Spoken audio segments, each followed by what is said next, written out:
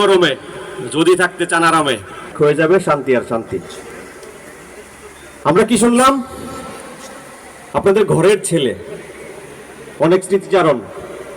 আসলেই আমরা বাংলা ছবি, বাংলা চলচ্চিত্রের কিংবদন্তি এবং আমাদের সকলের প্রিয় স্বপ্নের নায়ক আমিন খান।